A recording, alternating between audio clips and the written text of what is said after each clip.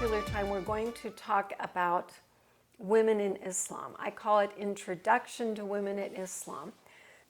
As you know, our manifesto for outreach, for reaching Muslims, for anybody in our life is build bridges, share truth, challenge Islam, or challenge falsehood. Today, we're going to cover these things. First, the story of women in Christianity and Islam. And we're talking about that soon. We'll be talking about the Muslim teachings about women.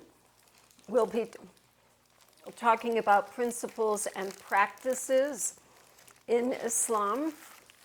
We will be regarding women. We will contrast the teachings about women in Islam with the teachings in Christianity. We'll talk briefly about the great women of Islam. And we'll talk about ways to connect with Muslim women and to share truth. Now, connecting with Muslim women, a lot of that will be building bridges that we've done in other seminars. Okay. Now, every Muslim woman is unique. Keep that in mind, because the Muslim world is huge. It's not just one statue. So you've got Bedouin women that don't speak their language well, certainly don't read and write it, and you've got highly educated PhD international experts. So we can't assume that one thing is right for everybody. Now, the story of women in Christianity and Islam.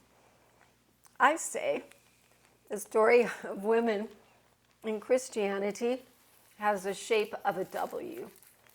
Knowing what you know about Christianity, is there any reason that you might think that I use that letter? Well, okay, if I walk through it with you, I think you'll understand. Women and men were created equal in the garden. And of course, they were different, but they were equal. Then there was the fall, Genesis 3, and curses were put on humanity, and women weren't doing so good after that. In fact, anywhere you look in the world, everybody has it hard, but women tend to have it especially hard. The number of burdens they carry, the abuses they have. Well, the middle of the W, that's when Jesus came. And Jesus came, the Bible tells us, to break the curse, to break the bond of Satan. So he honored and respected women and opened the doors for us to approach having more equal rights and better treatment. But, you know, Jesus left, and we can't say it's always been great treatment women have had. As I mentioned in another lecture, we haven't always had the right to vote or own property or even choose who we wanted to marry. These have been difficult things. But at the end, we know that when Christ returns and restores all things, we'll be really doing well again. Well, guess what shape women in Islam have, okay? Yep. It's a flat line. It didn't start out good, it's not good now, and they don't have good hope for the future. So it's really, to me, a much sadder shape. So we'll now look at the Muslim teachings about women. And we will be thinking about, is there a relationship between these teachings about women and the practices? So are the principles and the practices related? Yes. Remember that the practices against women, the way they're treated, is based on Islamic principle. They will usually tell you, at least to the West, if you say anything about, well, this is happening to women here or there overseas, they will say, no, that's culture. That's not Islam. Well, it's again one of their pay no attention to the man behind the curtain things, because what is their culture based on? In Islam, religion equals culture equals politics. It's all in the same basket. But they know for us, culture, like not all of American culture is Christian, and so it's a very effective apologetic on their part. It works with most people. But for those of us who know better, it doesn't work. So let's look at some of these examples. Islam says women are lacking in mind and religion. Here you see it's in both the Sunni al-Bukhari and the sayings of Ali, so that's both Sunni and Shiite, say that we are lacking in mind and religion. And it treats us as if we're lacking in mind and religion. For example, a woman's testimony legally in the court in Muslim Sharia is worth 1/2 of a man's testimony. And also, they inherit half of a man. And since these are codified in their scriptures, it can't really be changed. And with women in Christianity or in the Western world, those things have not been mentioned in our scriptures, like you can't inherit, your testimony is worth half. So we aren't bound by that, we can move on. But inherit half of a man? so if, like, I don't know if you have sons or daughters, but your daughter would inherit half of what your son got. Okay. And the interesting thing about this, it's like I said in our polemic about women prophets, we can use that to prove the Quran is wrong and Islam is wrong. Because saying we are intelligent half of a man, we can look at the university statistics and all over the world, say especially in America, women are more prominent in university. They have elevated education. And if you look at the admittance criteria for a country like Kuwait, they require higher admission standards for grades in women than men. So the expectations are good. Yeah, a friend of one of my students who was an engineer in Kuwait showed me, and I do have the table I can show you in Arabic, where it shows this is the man's admission requirement, this is the women. And she said, that's because women get better grades. Okay, so we can prove that's wrong. And then if you've heard of the Pew Council, it's the religions think tank that surveys religions all over the world. And they have found that in every place in the world, women are more religious as far as attending services more. The only place it's a problem is, can you guess? Islam, and it's not because the women are less religious. Remember, the keys to paradise are at the feet of the mother. The mothers, the women are responsible for passing on Islam. It's not that they aren't religious, but can anybody guess why women don't? They're not allowed to go in the mosque. They're Yes. not allowed to. They're not allowed to go or to pray or to fast during menses. They're unclean. So they're considered lacking. And if you look at these passages about how we're lacking in mind and religion, and it actually gives the examples of why we're lacking. And Ali, whom the Shiites say, oh, he treated women so well, until they look at it. Just because he married Muhammad's daughter doesn't mean he treated them well. But Ali also said that we are lacking in wealth. It's not just mind and religion, it's wealth. And that's because why? We can't inherit equal to a man in Islam. So, so as I said, we can prove that we're not less religious, we're not less intelligent. I don't think anybody argues that we're physically stronger than men. It's like, no, I'm not going to debate with you on that, but these other things, and possibly you could find other situations like multitasking where we are as good or better. So that is the major one I really want you to know, and that is so foundational to the treatment of women in Islam, and they grow up thinking that way. They grow up with the little brothers bossing the little girls around. The 3-year-old boys can boss the mother and tell her what to do, and it affects the entire society. I'm sure if there are Muslims watching this now, you won't like it, but yeah, those of you who've lived in those societies know it's true.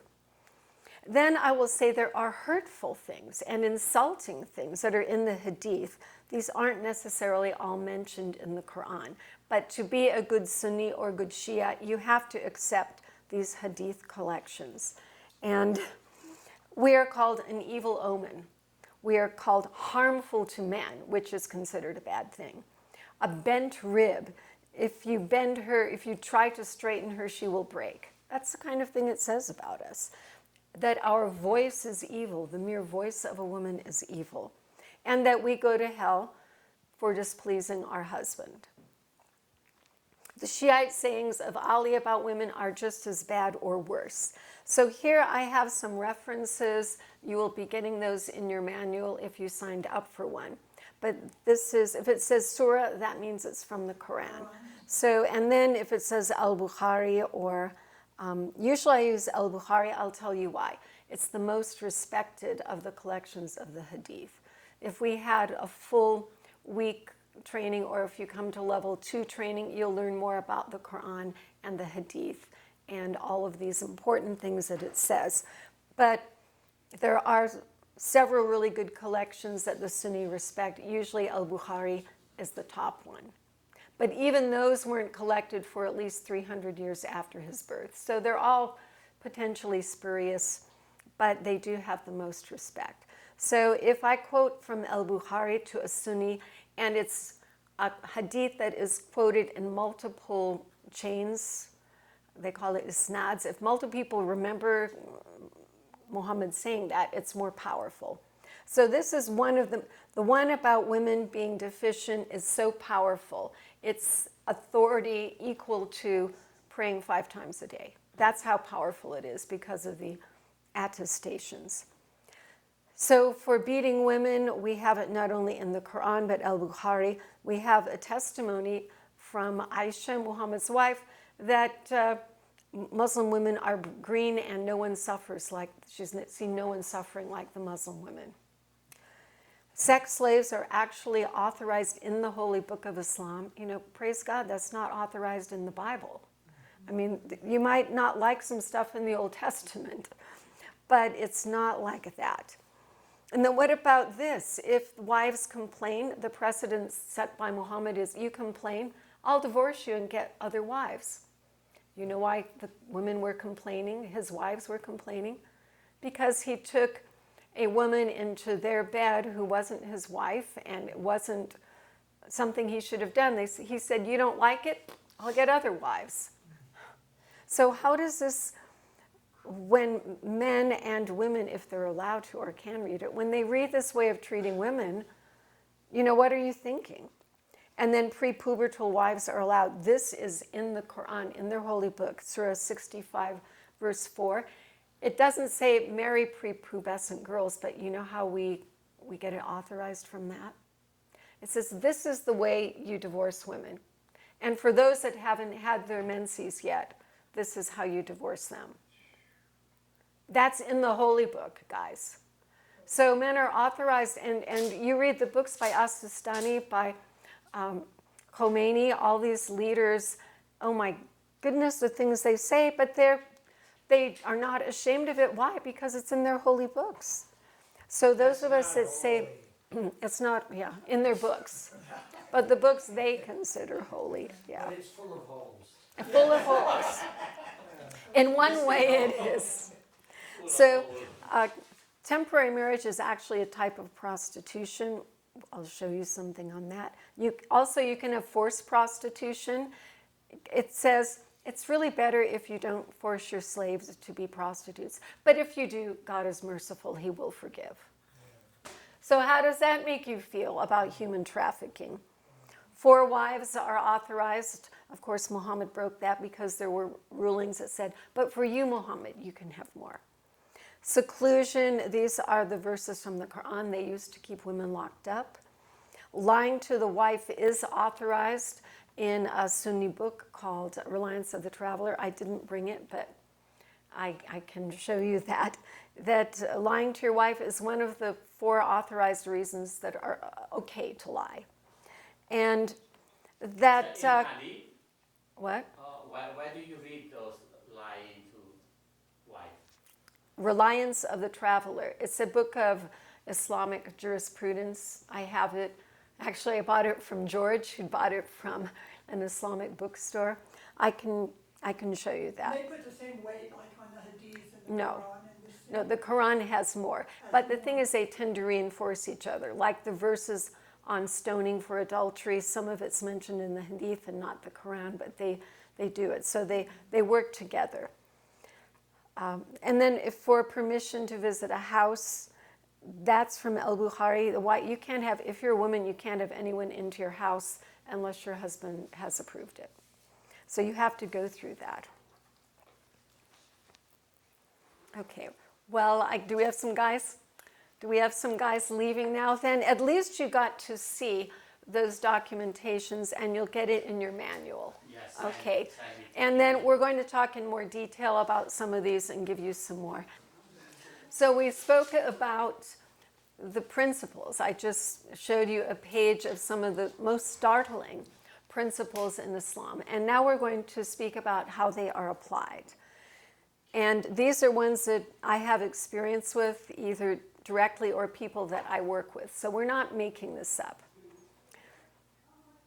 In Dearborn, Michigan, it's not the only Islamic community or Arabic community, but they have a large number in a smaller space.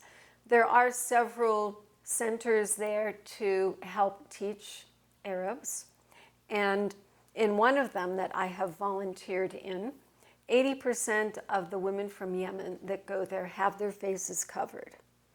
Okay. Hijabs are so tight they can cause baldness for the women there, because according to Sunni hadith, and I heard this from an Islamic institute, I'm not making it up, one hair coming out of the hijab is 40,000 years in hell. Now remember, their hell is like Catholic purgatory. Yes. So you can get out, but you're really going to suffer first, even if you're Muslim. So now you understand, why do they have their hijab so tight? Well, according to their principles, they're going to be in hell a long time. Fortunately, or unfortunately, most Muslim women don't practice it that strictly, but a lot of the ones, and you've even seen pictures of some of them that are my friends, they have this. And it's almost like a headband that you put under the hijab so that you're really sure no hair escapes. And it causes baldness. This one I didn't personally interview, but people I worked with there said that 44% of the Arab women in that area get beaten. This is a few years ago, maybe it's better. Second wives are taken. Christians that I work with there tell me about women coming to them and crying because their husband's taking another wife in America. And the way they work that system is they have their official wife, the extra wives get married in the mosque, and they put them on the government as single mothers. So America is subsidizing polygamy in America because we pay for it, because they're not legally married, so their husband doesn't have to. We have whole messages on the conundrum of Muslim marriages. We talk a huge amount in detail. I have some of them posted online, one I did with Hatum Tash, others one I did with Wafa Sultan, who's another, those are both former Muslim women leaders. So yeah, there's a lot of detail. As I'm saying, this is just your introduction to women in Islam. So there's so much going on. And temporary marriage is practiced in Dearborn. And we have definite experience with that. Even Brother E was meeting with a bunch of Islamic clerics. They have, and they have separate entrances for men and women in some of the houses in Dearborn. And so he went into the men's entrance and they had their own meeting room and they were talking, and the imam was talking about setting up temporary marriages that he was doing there. So Brother E, whom you heard, had heard this offered to him. Now, they're not telling me about that usually, although I do know one young woman who told me she was offered temporary marriage. But like you heard that Brother E was asked, hey, can you advise me how to marry an American woman so I can get a green card? So these things happen. Now, these are a couple of things that really surprised me. I mentioned in California, I talked to both a pre-law student and a publisher, a woman publisher of an Islamic journal, who both told me it's right that a woman's testimony should be half a man. I'm like, what? You are in law school in America, and this is what you're thinking? Like, what's going to happen to our country if Islamic law is totally acceptable, or if they convince our courts that women are not as reliable? Oh my. So that's somebody who's already in university and they haven't been Americanized enough to realize, you know what, that's maybe not right. Maybe the Quran is wrong. And yet on the other side, here's a Saudi student who told me, I never want to go back. So that person did recognize the problem with women's rights overseas. This is a difference between Islam and Christianity I think you should know. And it was a surprise to me when I found out. And there's a way you can use it to bridge for good and also as an apologetic. But in Islam, they have a marriage contract. It's not vows. So you can talk to them about, well, what would you have in your marriage contract? But the thing is, usually the marriage contracts are between the father and the groom or the groom's family. And it's more a matter of, we'll give you this much money or that, or if he divorces her, she gets her money back. It's not a matter of these vows of fidelity like we have. So this was actually a scary surprise for a Muslim background woman who was going to marry an American Christian man. And she said to me, what? You have vows? We were in a mall and they were playing the ABBA song. I do, I do, I do, I do, I do. And I said, oh, that's like we say in marriages and weddings, and you're going to be married, we say, I do. And she said, what? And I said, yeah, you know, the pastor asks you, do you promise this? Do you promise that? And we say, I do. And she said, what? No, I never heard that. I don't want to do vows. So for polygamy, up to 4 wives. No problem, it's authorized. You heard me say last night, well, who were the first Muslims you shared with? I mentioned it was some Saudi guys I met in college, and one of them told me, well, a man's heart has 4 parts, so he can have 4 wives. And I said, well, a woman's heart has 4 parts too. But they didn't see the logic of that. But look at what this says, IFRW, that's the source I give, and you will see the sources at the end. That's Islamic fatwa regarding women out of Saudi. And this is their view. There's no doubt that the woman who has 1 of 4 is better off than the one who has no husband at all. It's like, well, what are you complaining about? At least you have a husband. So there are 3 other wives. Oh, well. And this is Noni Darwish, whom I've met through a friend. And she says polygamy is so bad. She said men do not even have to exercise their right for additional wives for the damage to be done. Women always distrust their husbands, and they distrust their friends. She says, you don't want your husband to know your friends because at any time he might dump you for one of them. So she said, it's not, even if he only has 1 wife, she says, this has destroyed much of Muslim society. She's from Egypt, and she says, I saw it there. The women would not band together. They can't band together for common cause because none of them trust each other. And that's because these sorts of things have happened. So most people will say, well, most men don't have more than 1 wife. They can't afford it. But she says, and I see also, it's not just having the other wife. It's the knowledge that a woman can be 1 of 4. What about divorce? I think most of you have heard that you can verbally divorce in Islam, right? You can just say, I divorce you. I divorce you. And that's a verbal divorce. You can also nowadays divorce by text. So say there's another woman that you've decided you want to marry, you just send your wife text. If you want to have what's called revocable divorce, you only say it a couple of times. If you want irrevocable divorce, which you see the references for, the irrevocable divorce can only be revoked if, sorry to say, your wife sleeps with another man. He's called the legalizer. And after that has happened, then you can marry her again. It's creepy, yeah. So that is supposed to deter husbands from wanting to permanently revoke their wives.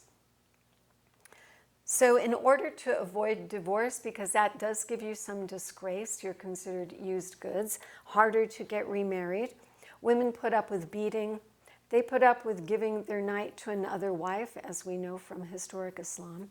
They can pay money to their husbands. The Quran even tells us in this verse that one of Muhammad's wives paid him off so that he wouldn't divorce her when she got older and was postmenopausal and not beautiful anymore. You can pay them off.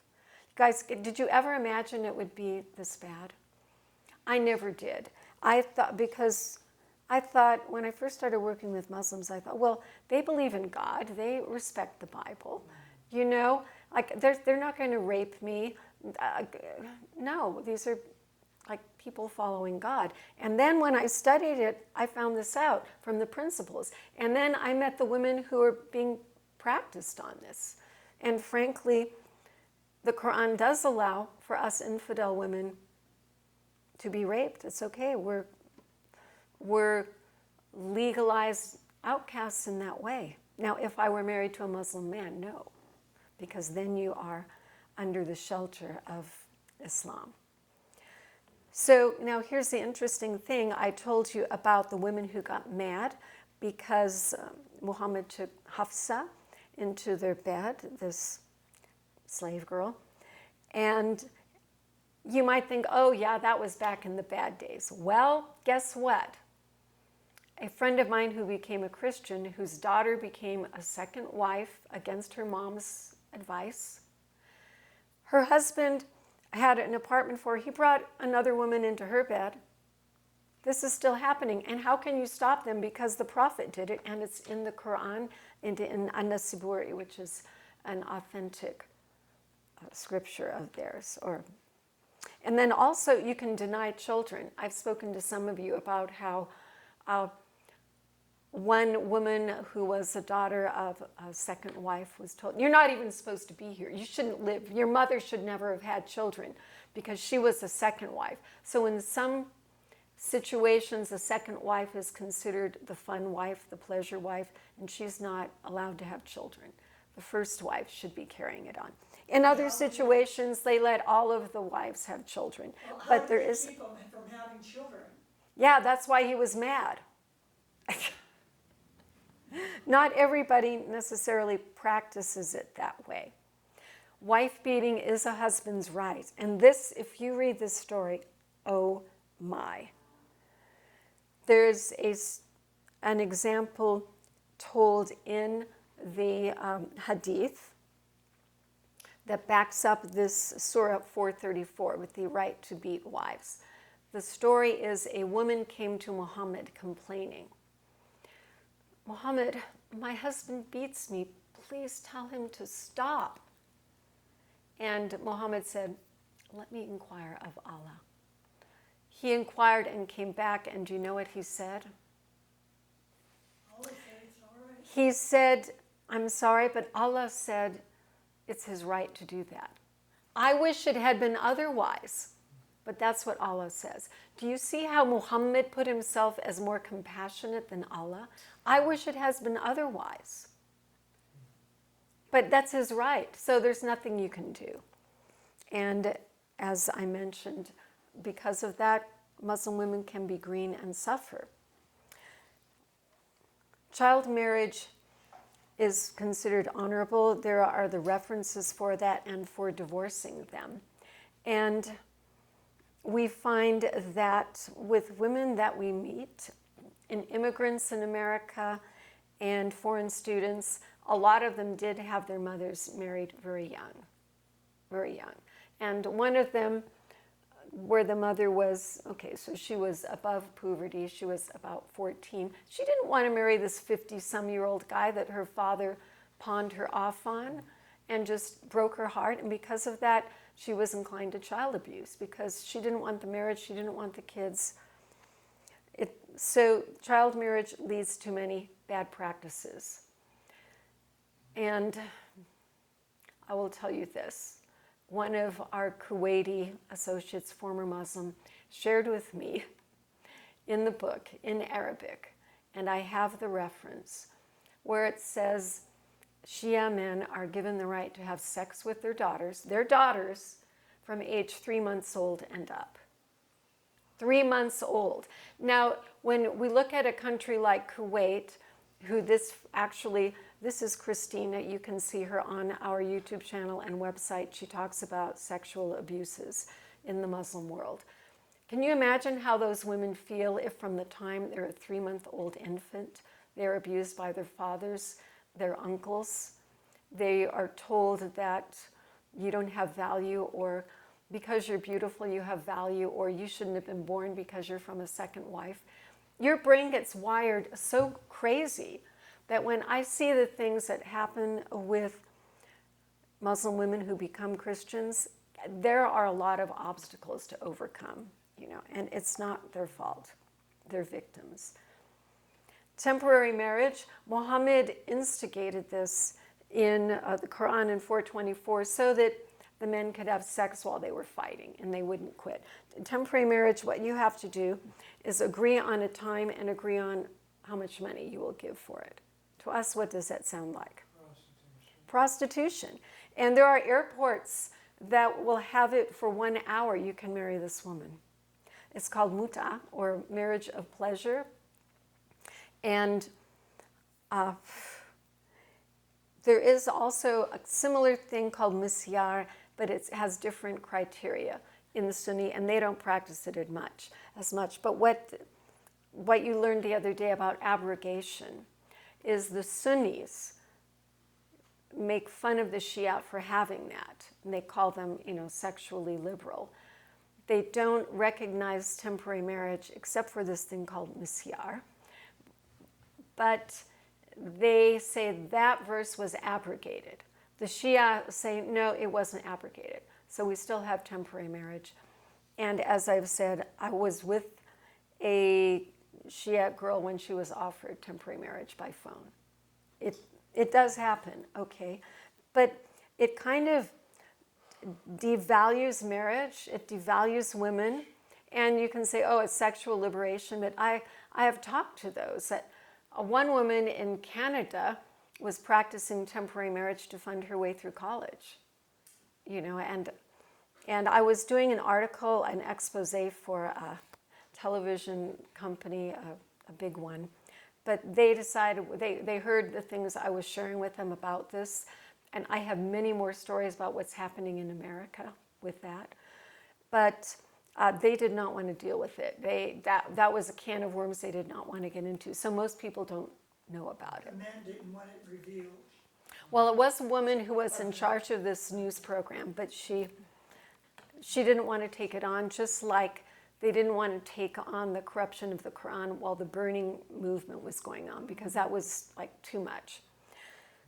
Okay, so there are secret marriages, and I know people that have had this. It's called urfi. Second wives. Your first wife doesn't know about it, and you're legalized according to Sunni jurisprudence or laws. It's legal for you to have a secret second wife nobody knows about, especially not your wife. It can be temporary, or it can be permanent wives. And that's the justification from Reliance of the Traveler. But I can tell you one... marriage go on? Would it just be overnight? Or would it be for It can a week be, or a month? yeah, you could do it like for the school term. Oh, So it can be, the term is not legalized, but for it to be considered valid, you must agree in advance on the term, so the woman knows, and you must promise her something that you are obligated to give her, whether it's money or a carpet or whatever. But I will tell you a story here about a friend of mine who married someone who was very influential in the government. And she found out after she was married that he had a secret first wife. And he couldn't tell anybody because she was very highly related in royal circles. And she just broke down. She said, I thought I was his wife. I thought he loved me. And now I find out he's got another wife who's really more important than me.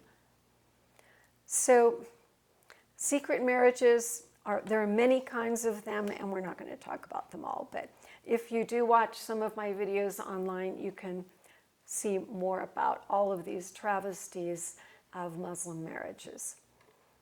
Now, I want to talk about the great women of Islam because this is something they use as a recruitment for Americans. You might call it dawah, where they invite people into Islam. They talk about the great women of Islam. Remember, they're giving out Qur'ans that are not accurately translated into English. They're hiding things like the hukm radda, which is the law of apostasy, that you must be killed. They're not telling them about all these different things that happen to women or can't, but they're talking about these great women of Islam. So I'm going to open up the truth to you. Have any of you heard of either Khadija, Aisha, or Fatima? I've heard the names. Yeah, you've heard the names. Okay, so that's enough. So you know that they are popular names and great women. Well, Khadija is mentioned because she was a powerful woman of authority, a wealthy businessman, and a nominal Christian. Really? Yeah. But she was a wealthy businesswoman before she married Muhammad, okay? People talk about her being, I think, is it 15 years older than Muhammad? So he worked for her, and she admired him. There's talk about Muhammad being the good, the bad, and the ugly, and the legends of him as a young man are very good. That he was honest, he was kind. Actually, if you look at his life up until Khadija died, after that he went crazy, as people say, wigged out. That's when all of these crazy things with all the other marriages came in, all that stuff. So probably he did respect Khadija and she had a good influence on him.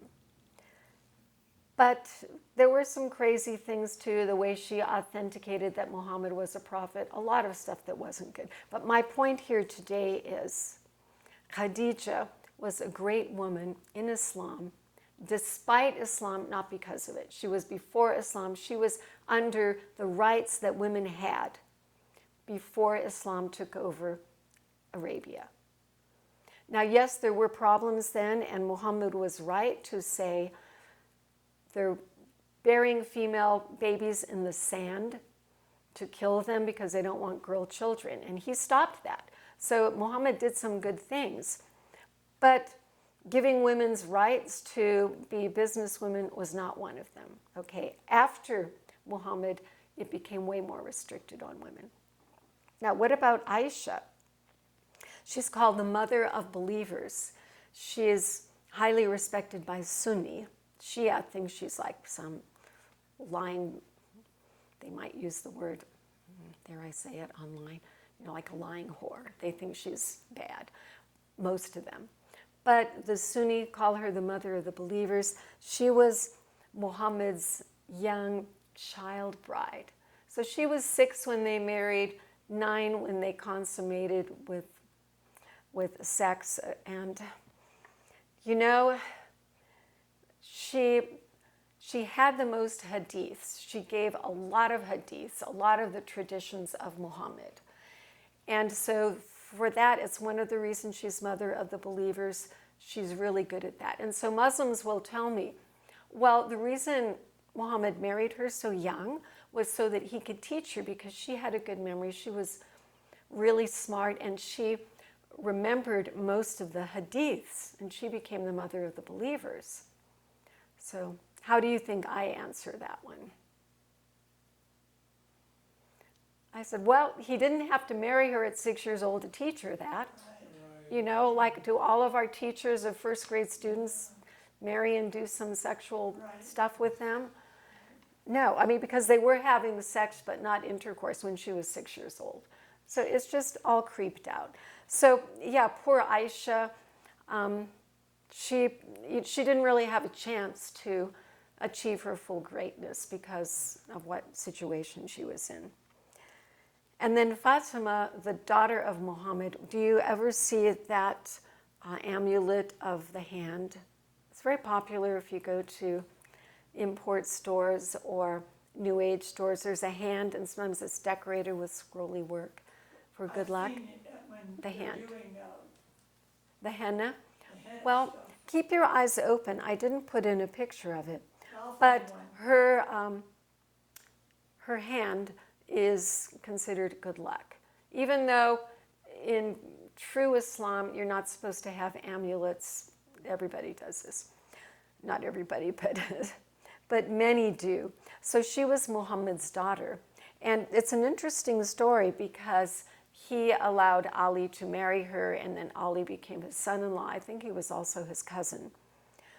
But Muhammad told Ali, okay, you marry my daughter, you can't have any more wives. And Ali was like, well, I have a right to 4. And Muhammad said, not if you marry my daughter. Muhammad was always making exceptions for himself, how many wives he could have, who he could sleep with. There is even a verse in the Quran, it is not becoming to disturb the prophet or annoy the prophet. You couldn't even annoy him or, get his attention when he didn't want it. All kinds of special things for him. When you look at the Bible, what were the Bible's prophets like? Did they get special concessions, more women, more money, like Muhammad's share of the raids would be more? Did they get more? No. The opposite. That was the flip. They were expected to live better, more self-controlled lives, more austere, make sacrifices for the sake of the kingdom. So it's totally opposite. So what else with Fatima? Anyway, she probably was great, but we don't know the full thing of it. Now, what's the flip side of all of this? I say a trial can be a blessing. And because of these problems, Muslim women are often more open. This is what I'm seeing. And I do share with Muslim men, especially students directly and indirectly. As I've said, I try to bring other Christian men into their lives. But they've got advantages that they like. When I talk to them about going back to Saudi, the men are saying, yeah, that's good. I'm going back. And they say, yeah, I know women can't drive. They can now because of recent changes. But their attitude was, well, they can just ask one of us. We can drive them anytime. So that's their idea, that they take for granted their superior position. And so when you're automatically born into this way upper half, it makes it harder for you to want to leave it. But it's like we talked about with the Dalits, with the low caste Hindus, when they're mistreated, it's easier for them to want to leave. So these disadvantages that women have actually become advantages in allowing them to see the truth. Because many women that I work with, they started to have their eyes open before they heard the gospel or before they came to America, or just because they went to Europe or America and they saw how life was different here. And I call that cultural conversion, where just the Christian culture, even though we think it's really dilute, but to them it's so startlingly different to theirs. And the proverb that I made from that, I don't quite see it here, but I say your trial is your blessing and your blessing is your trial. So for Americans, we are really blessed. And what is our trial? Our trial is what we're going to do with it. So if you have a trial, it can lead to a blessing, and the other way around. So, yeah, it's bad, but God is using it. we talk in our ministry, or we teach on heart needs and head needs. And what we've noticed is different people have more of one or the other, depending on if they got heartaches, they feel abused, they might have more heart needs. And then you've got people that are on the Asperger spectrum. They don't want anything touchy-feely, but they've got all of these questions. So what we need to understand when we relate to someone is which of these do they have more of. And usually we find in Muslim women, they really have heart needs because of all this that you just learned about. And they need to feel God's love. So let me see. I think a lot of these coming up about connecting. We've had the Magic Word Bridge. For those watching online, we have other seminars that cover this. The Esther Bridge, which is asking someone out. And then Bridging to the Truth. That's a type 2 bridge. And for that, we teach the salt shaker. And out of that, now I think this is something we didn't exactly cover, but there are 3 really good stories for Muslim women that you can use as part of the salt shaker. Could you ask them to be quiet, please? That has to be done later. 3 that I find really good are the creation, what Jesus says about heaven, and Jesus' stories about jewelry. And depending on the time you have, you might be able to share that. And you can probably do it pretty quickly. So what are the points you want to make about creation? Muslims don't know the exact details, but you need to let them know that men and women were equal at the time of creation. Eve was taken from Adam's side, not to be above or below, but to be equal. And when God made it, he made one man and one woman. He didn't make one man and 4 Eves. And Jesus himself affirmed one wife. He said, as it was with Adam in the beginning. And if you notice, the word in the Old Testament for women when they were created was helper. And that word is never servant. In fact, the word used for helper is the same word that is used for God when he helps us. It's not an inferior word at all. And even most Christian women don't know that it is meant to be an affirming word. So there's no way that at the time of creation you can say that women were unequal. However, with the fall, with the disobedience to God, with the curse of the ground of having to work hard, and then with women, I kind of put it into relationship problems with women, especially with men, but it also talks about the pain they will have in having children, in bearing children. And I don't think that's just the act of childbirth, although that is painful, but also raising them, see how they grow up. We take it very seriously, and it can be difficult for us. The second of the 3 good stories for women is heaven. And Jesus told us that in heaven there's no marriage and there's no sex. This is a relief because I don't know if you know this, but Islam is specific about what paradise is for men, and they can have sex with multiple women if they're a martyr, up to 72.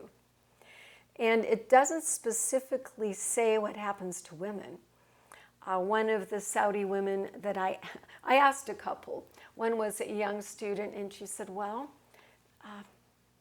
we get 72 men, which doesn't sound necessarily like a good thing to most women. And then another one said, well, I asked my imam, and he told me that I would basically be scheduling my husband's sex life, who he sleeps with at the different times. Okay, so this is what they have to look forward to in heaven. They're basically sex slaves forever. Remember that flat line that I told you about? Now you see it.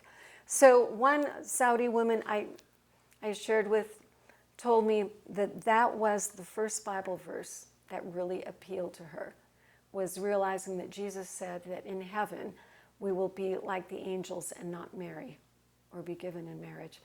That's like an eternal freedom from this kind of bondage.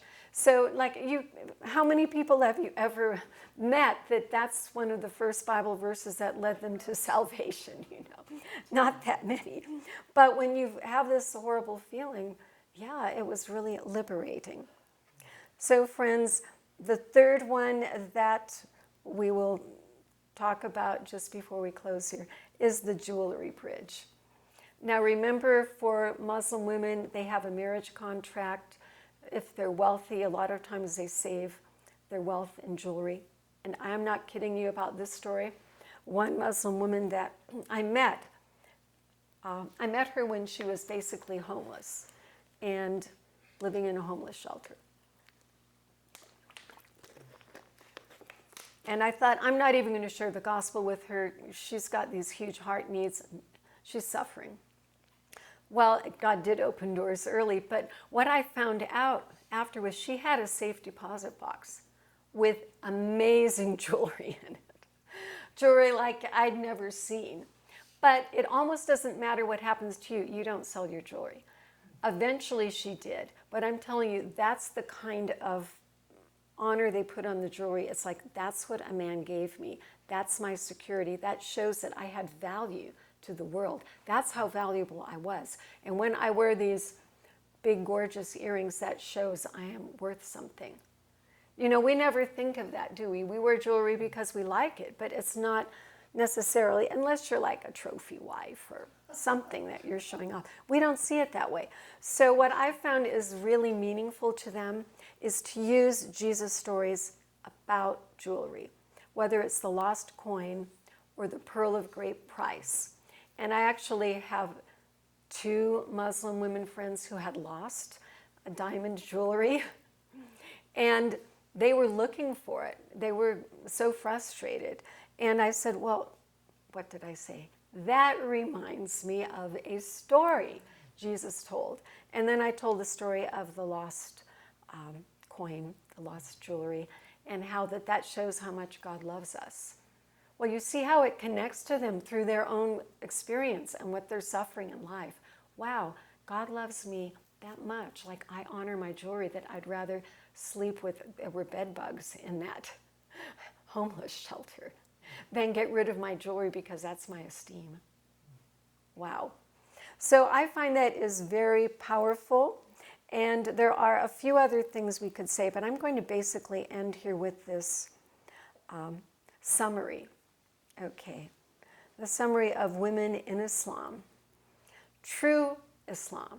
We're not talking Westernized Islam under the Shah or people who live in America or other Western countries. True Islam that's practicing the principles of Islam, of necessity, does repress women. Or they're not following it. And if they don't follow the teachings, there are harsh warnings and punishments for Muslims that don't follow the teachings of Muhammad. They are required to. Islam can be Westernized. It can be milder. I meet a lot of Westernized women. One student was actually sent me, and this is like maybe 20 years ago now, sent me Christian poems where they just changed the word, and it was about how God feels about us, but it was Christian. So they can be very Westernized. The next point is the great women of Islam. If they try to use that with you, they were great what? Despite Islam, not because of it. They were just great women. And this one, which is kind of my swing on it, which you might not like if you're a man, but I really think it's true because God does not play favorites. So the more a religion favors men, the less likely it is to be of God, because God values men and women equally. And deep down, most women know that they are being treated wrong in Islam. And the way Brother E says it, which I think is so good, he says their conscience is better than their religion. What they sense is right and wrong is actually better than their religion. Now, I'm not saying all Muslim consciences are like that, because many feel that they can do terrible deeds in, do I have that? Many of them feel they can do terrible deeds and it's justified. I did want to quote to you, well, I do have a picture of Wafa Sultan, that a friend of mine who is very vocally against Islam, extremely famous in the Arab world, but has not come to Christ yet, despite as much as I've shared with her. But the comment she made that was very apropos for Christians is, most Christians are not as good as Jesus, but thank God most Muslims are better than Muhammad. Is that a good one? So that goes back to their conscience is better than their religion. So especially if they're around people who are living God's truth to some degree in the West, they sense that. Now here you just see some of the references that I gave. I'm not just saying stuff that's not true. I'm not lying to you or deceiving. This is what they say in the Islamic fatwa regarding women, reliance of the Travel Classic Manual of Islamic Sacred Law, reasons and occasions of the revelation of the Holy Quran, Sahih al-Bukhari, another one with Tawhidul Masail, oops, I didn't say that too well, and the 5 schools of Islamic law. So these are sources I use because I don't like it when Christians just say, oh, I heard something bad about Muslim women, so I'm going to tell you it. No. As I told you, I did not believe that all these things could be true until I started looking into them. And then I verified that the references do say this, the practices are based on the principles, not just Bedouin culture or something. Okay, any questions on this, or shall I? Yes? Does Saudi Arabia do female genital? No, actually they are not in favor of that. They're not in favor. Yeah, some of the Arab Muslims do it less, although some of them do. But that's especially popular in sub-Saharan Africa, yeah, and that's mentioned in Ayan Hirsi Ali's book. Yeah. You know, yeah, and there are people who crusade against it, but unfortunately that is a big topic because there are women in America that become recognized for doing that. Sometimes they import them from other countries to Europe or America to do that because they believe it's an important thing. They see it as a rite of passage, not mutilation. But it's really bad because the results can be crippling. Any other questions? Well, I really wish I had more time with you. I'd love to do a full day or even a full week on women's issues in Islam. But we do have more videos you can watch online at www.christianfrommuslim.com or YouTube at Christian from Muslim. Thank you. It's really been an honor to be with you.